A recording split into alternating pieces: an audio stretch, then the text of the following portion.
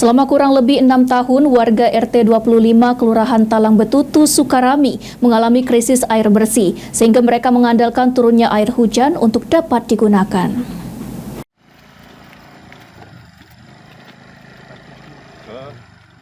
Selama hampir kurang lebih 6 tahun, warga RT 25 Kelurahan Talang Betutu, Kecamatan Sukarami mengalami krisis ketersediaan air bersih, sehingga mereka mengandalkan turunnya air hujan untuk dapat menggunakan air bersih dalam kehidupan sehari-hari. Selain mengandalkan air hujan, warga RT 25 juga mengambil air di sungai saat pasang. Namun kondisinya tidak memungkinkan karena rata-rata airnya berminyak dan berkarat.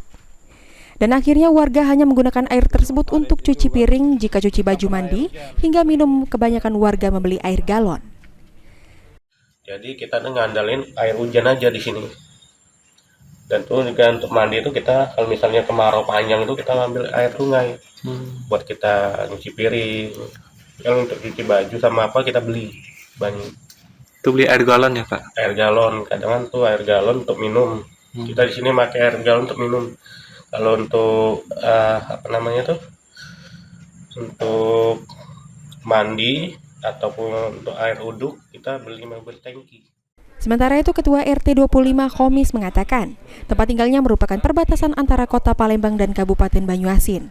Oleh karenanya, warga berharap agar PDAM dapat segera masuk karena air merupakan kebutuhan utama untuk hidup.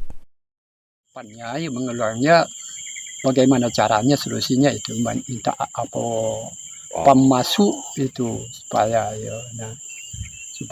supaya ya penduduk di sini ya aman oleh banyu itu ya, itu kebutuhan karena banyu itu kebutuhan sehari-hari. Hafidz Zainul, PAL TV.